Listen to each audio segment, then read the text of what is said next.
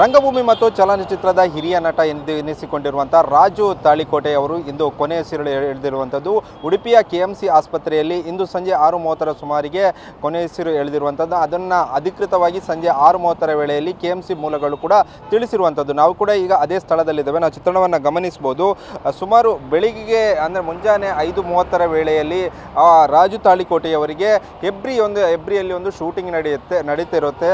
Shine Shetty ನಾಯಕತ್ವದ ಒಂದು shooting ನಡೀತಿರುವಂಥ ಸಂದರ್ಭದಲ್ಲಿ ಮುಂಜಾನೆ ಹೊತ್ತಿಗೆ ಅವರಿಗೆ ಒಂದು ಎದೆನೋವು ಕಾಣಿಸಿಕೊಳ್ಳುತ್ತೆ. ತೀವ್ರವಾದ ಎದೆನೋವು ಕಾಣಿಸಿಕೊಂಡ ತಕ್ಷಣ ಹೆಬ್ರಿ ಆಸ್ಪತ್ರೆಗೆ, ಸ್ಥಳೀಯ ಆಸ್ಪತ್ರೆಗೆ ಅವರನ್ನು ದಾಖಲು ಮಾಡಿಸುವಂಥ ಕೆಲಸವನ್ನು ಕೂಡ ಶೈನ್ ಶೆಟ್ಟಿ ಮತ್ತು ಸಿನಿಮಾ ತಂಡದಲ್ಲಿಂತ ಎಲ್ಲರೂ ಕೂಡ ಮಾಡ್ತಾರೆ. ಅಲ್ಲಿ ಅವರಿಗೆ ಪಲ್ಸ್ ರೇಟು ತುಂಬಾ ಕಡಿಮೆಯಾಗಿತ್ತು. ಅದರ ಬಳಿಕ ಅಲ್ಲಿಯ ಒಂದು ತಕ್ಷಣ ಚಿಕಿತ್ಸೆ ಅಲ್ಲಿ ಸ್ಥಳೀಯ ಕ್ಲಿನಿಕ್ಕಿಗೆ ದಾಖಲಿಸಿದ ಬಳಿಕ ಅಲ್ಲಿಂದ ಅವರ ಪಲ್ಸ್ ರೇಟ್ ಜಾಸ್ತಿ ಆದ ಬಳಿಕ ಸುಮಾರು 1:15 ವೇಳೆಯಲ್ಲಿ ಅವರನ್ನು KMC ಆಸ್ಪತ್ರೆಗೆ ಕರೆತರಲಾಗುತ್ತೆ.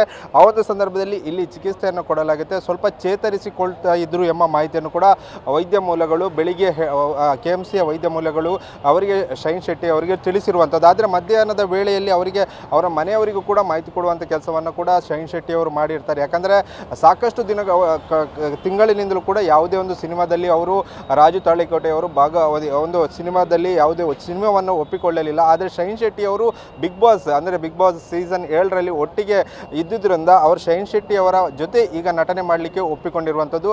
ಆದರೆ 3 ದಿನಗಳಿಂದಲೂ ಕೂಡ ಶೈನ್ ಶೆಟ್ಟಿ ಜೊತೆ ಶೂಟಿಂಗಲ್ಲಿ ಭಾಗವಹಿಸಿದಂಥ ರಾಜು ತಾಳಿಕೋಟೆಯವರು ಇಂದು ಸಂಜೆ 6:30 ವೇಳೆಯಲ್ಲಿ ಕೊನೆಯುಸಿರೆಳೆದಿರುವಂಥದ್ದು. ಈಗ ಅಂದರೆ ಅವರ ಮೃತದೇಹವನ್ನು ಅವರ ಸ್ವಗ್ರಾಮಕ್ಕೆ ತೆಗೆದುಕೊಂಡು ಹೋಗುವ ಕೆಲಸವನ್ನು ಕೂಡ ಈಗಾಗಲೇ ಮಾಡ್ತಿರುವಂಥದ್ದು.